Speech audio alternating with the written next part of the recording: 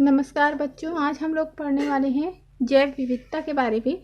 और ये कक्षा 9 का विज्ञान विषय का अध्याय 1 है, जिसका पूरा नाम है जैव विविधता एवं वर्गीकरण। ठीक है, तो आइए आपकी पुस्तक में देखते हैं। हम अपने आसपास देखें तो हमें कई प्रकार के जीवों के समूह दिखाई देते हैं। इन जीवों के समूह के सदस्यों में भिन्नताएं भी हैं और समानताएं भी हैं, जैसे कि घोड़े, बिल्ली, कुत्ते आदि जानवरों के समूह को दर्शाते हैं तथा नीम, बरगद, जामुन, अनार आदि पेड़ों के समूह को दर्शाते हैं। यदि हम इन दोनों समूह के सदस्यों के लक्षणों की तुलना करें तो हम पाते हैं कि एक समूह विशेष के सदस्य समूह की अपेक्षा अन्य समूह की अपेक्षा आपस में अधिक समानता रखते हैं। तो यहाँ समूह विशेष समझते हैं कि यहाँ दो समूह बन रहे हैं। पहला तो है पादप समूह, ठीक है, और दूसरा है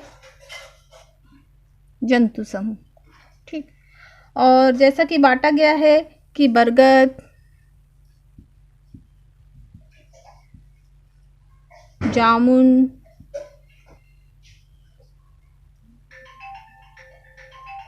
अनार, नीम,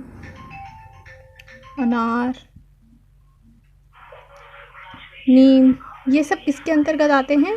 ये सब जो है आपके पादप समूह के अंतर्गत आते हैं। उसी प्रकार से घोड़े,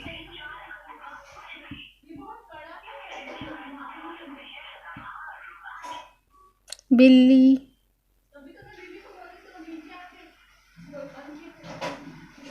कुत्ते और मनुष्य, है ना, ये सब किसके अंतर्गत आते हैं? जंतु समूह के अंतर्गत आते हैं। ठीक है, तो यहाँ पर आप देख सकते हैं कि पादप के अंतर्गत पादप में अलग अलग प्रकार के पौधे पाए जाते हैं, जैसे नीम है, बरगद है, जामुन है और अनार है। ये अपने आप में एक विशिष्ट प्रजातियां हैं जो कि पादपों के अंतर्गत है। इनके जो जितने भी पेड़ होंगे नीम के, वो सारे नीम के पेड़ जो है एक समान लक्षण वाले होंगे। उसी प्रकार से सारे बरगद के पेड़ एक समान लक्षण वाले होंगे। उसी प्रकार जंतुओं में मनुष्य हो गया, बिल्ली हो गई, ये सब एक समान लक्षण वाले जंतु होंगे कि मनुष्य, जितने भी मनुष्य हैं उनके सारे के लक्षण, जितनी भी बिल्लियां हैं सारी बिल्लियों के लक्षण जो है एक समान होंगे। तो ये बिल्ली क्या है? जंतु वर्ग के अंतर्गत अपने आप में एक जाति है। मनुष्य क्या है? जंतु वर्ग के अंतर्गत अपने आप में एक जाति है। उसी प्रकार से बरगद भी क्या है? एक जाति है। नीम भी क्या है? पादप वर्ग के अंतर्गत एक जाति है।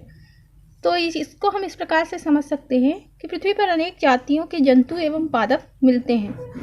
कई पादप जीव जातियां मानव संरक्षण में पलते बड़े होते हैं, कई प्राकृतिक तौर से पलते बड़े होते हैं। मानव संरक्षण में जो पलने वाली जीव जातियां या पादपों की जातियां होती हैं, उनको फसलों के रूप में या घरेलू पशुओं के रूप में हम लोग जानते हैं।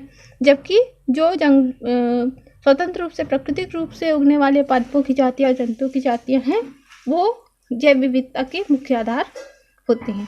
ठीक है, मतलब पालतू पशु हो या जंगली पशु हो, पालतू पौधे हों, फसलें हों जो हम घरों में खेतों में उगाते हैं, और या फिर जंगली पौधे हों, वो सब क्या कहते हैं? मिलके जो है बहुत सारी जातियों में विभाजित होते हैं। जैसे नीम, बरगद, जामुन, अनार, इसके अलावा भी बहुत सारी पादपों की जाति है, अनाजों की जातियां हैं। उसी प्रकार से जंतुओं में घोड़े, बिल्ली, कुत्ते, मनुष्य आदि के अलावा भी बहुत सारी जंतुओं की जातियां हैं। तो इन्हीं बहुत सारी जातियों के समूह को हम क्या कहते हैं? जैव विविधता कहते हैं। आइए एक बार जैव विविधता की परिभाषा देख लेते हैं। पृथ्वी पर विभिन्न प्रकार के जीव जंतुओं एवं पेड़ पौधों का पाया जाना जीव विविधता कहलाता है, या जैव विविधता कहलाता है ना। कैसे पाए जा रहे हैं? विभिन्न प्रकार के जीव जंतु पाए जा रहे हैं। ठीक है, इसी को हम क्या कहते हैं? जीव विविधता कहते हैं। और ये जीव विविधता किस आधार पर होती है?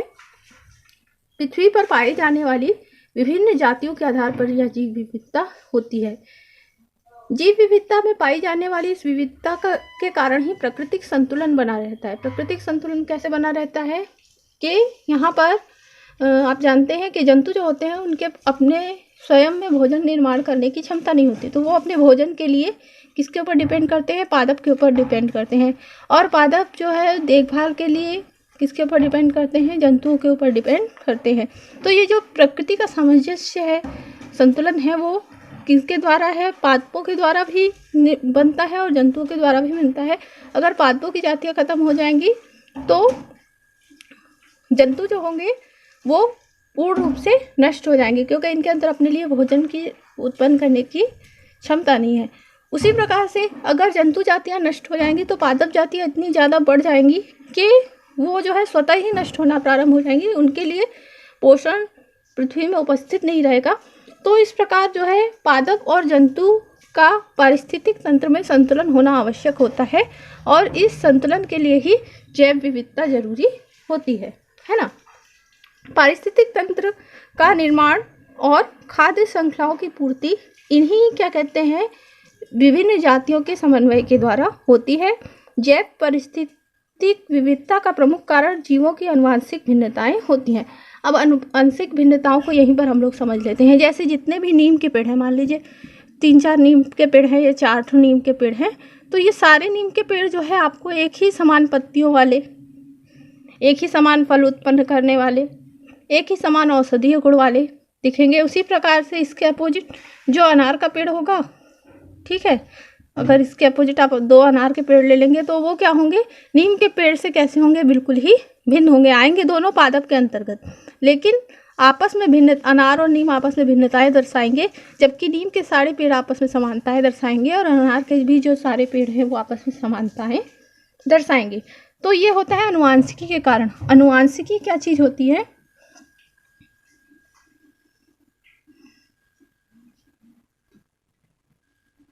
आनुवांशिकी, ठीक है, आनुवांशिकी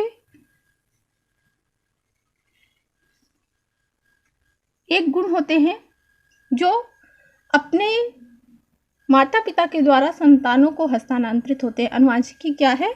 गुण है जो माता पिता से किसे मिलता है? संतानों को मिलता है, ठीक है।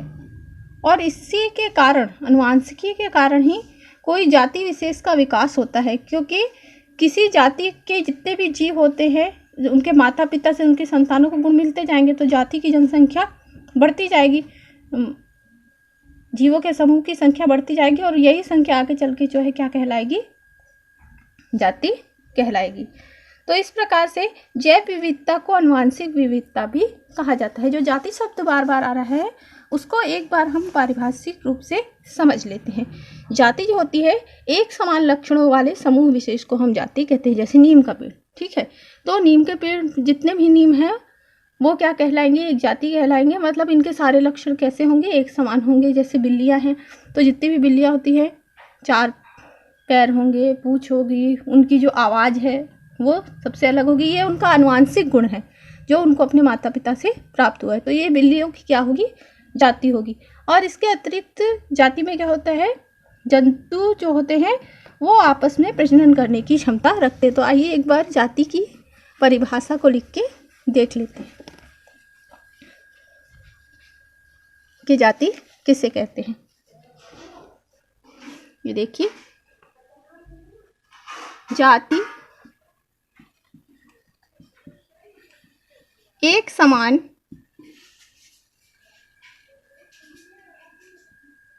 लक्षणों वाले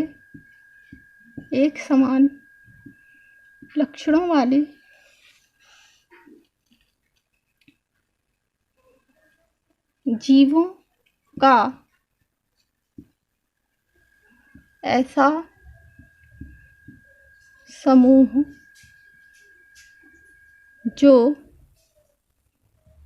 समूह जो कि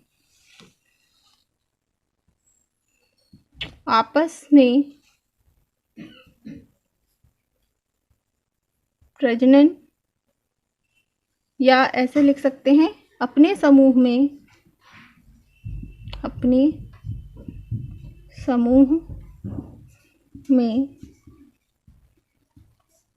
प्रजनन की क्षमता रखता हो, क्या कहलाता है? जाति कहलाता है। ठीक है, तो बहुत सारी जातियां होती हैं और इन बहुत सारी जातियों के कारण जो है जीव विविधता होती है। जैसे नीम के पेड़, नीम अपने आप में एक जाति है। मनुष्य, मनुष्य अपने आप में एक अलग जाति है। ठीक है, चलिए इसको आगे देखते। ये जो जीव विविधता होती है जातियों के कारण, इसमें क्रमबद्धता होती है। क्रमबद्धता जीवधारियों की विशाल संख्या और विविधता के कारण प्रथम दृष्टि जो ये पूरी पृथ्वी है ना, वो हमको जीवों का एक अस्त व्यस्त सा कबाड़ खाना प्रतीत होता है। ऐसा लगता है कि बस बहुत सारे अलग अलग प्रकार के जीव धरती पे भरे हुए हैं, लेकिन इतनी विविधता होते हुए भी जीवों का जगत है वो बहुत ही क्रमबद्ध और व्यवस्थित है।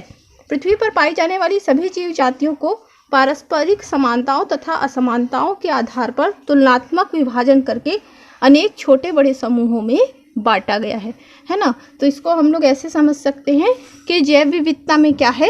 क्रमबद्धता है। जैव विविधता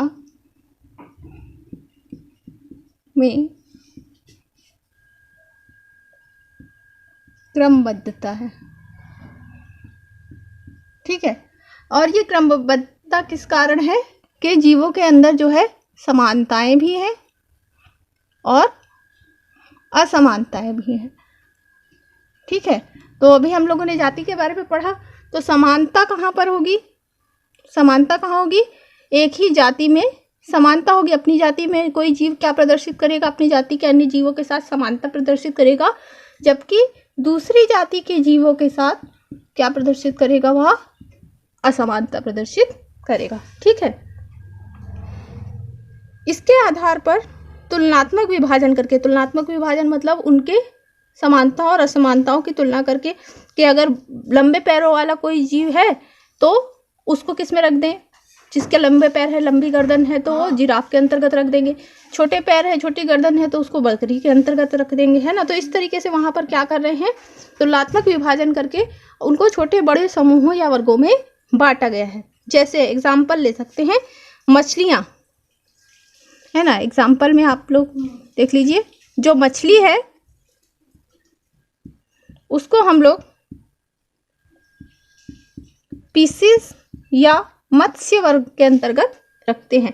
तो मछलियाँ बहुत प्रकार की होती हैं। कुछ मछलियाँ छोटी होती हैं, कुछ मछलियाँ अत्यधिक बड़ी होती हैं, कुछ मछलियाँ ऐसी होती हैं जो क्या कहते हैं समुद्र में रह सकती हैं, कुछ मछलियाँ ऐसी भी होती हैं जो कि मीठे पानी में ही रह सकती है। लेकिन सारी मछलियाँ किस वर्ग के अंतर्गत आती हैं?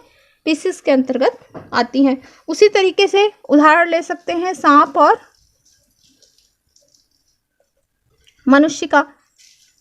अब सांप और मनुष्य दोनों दो भिन्न जीव हैं, लेकिन इनको भी कुछ गुणों के आधार पर एक ही उपजगत में रखा गया है, और वो कौन सा है? कार्डेटा। क्योंकि सांप के अंतर्गत और मनुष्य के अंदर, दोनों के अंदर रीढ़ की हड्डी पाई जाती है। तो यहाँ पर समानताओं और असमानताओं के आधार पर वर्गों में विभाजित किया गया है। अब ये जो वर्गीकरण कर रहे हैं ना, वर्गीकरण कर रहे हैं, जीवों को विभाजित करते जा रहे हैं, समानता असमानता के आधार पर जाति में विभाजित कर रहे हैं, वर्ग में विभाजित कर रहे हैं, जगत में विभाजित करेंगे, ठीक है, संघ में विभाजित करेंगे। तो ये जो सारा वर्गीकरण कर रहे हैं उसकी आवश्यकता क्या है? अध्ययन की सुविधा की दृष्टि से जीवों के लक्षण गुण आदि के आधार पर समान जीवों को एक समूह में रखने की प्रक्रिया वर्गीकरण कहलाती है। ठीक है, तो सबसे पहले हम लोग क्या देख लेते हैं? वर्गीकरण की परिभाषा देख लेते हैं। क्या है वर्गीकरण की परिभाषा? वर्गीकरण, ठीक है, क्या है वर्गीकरण? अध्ययन की सुविधा से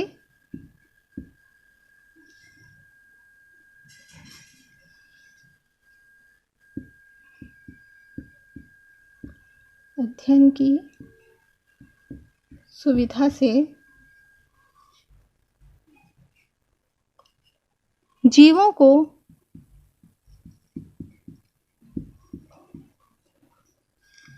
लक्षणों एवं गुणों के आधार पर, लक्षणों एवं गुणों के आधार पर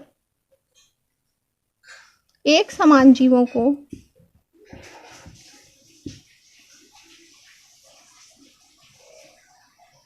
एक समान जीवों का एक समूह में रखना, एक समूह में रखना।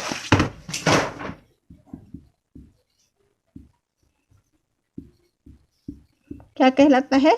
वर्गीकरण कहलाता है। वर्गीकरण की परिभाषा एक बार और देख लेते हैं। अध्ययन की सुविधा से जीवों को लक्षणों एवं गुणों के आधार पर एक समान जीवों का एक समूह में रखना वर्गीकरण कहलाता है। ठीक है।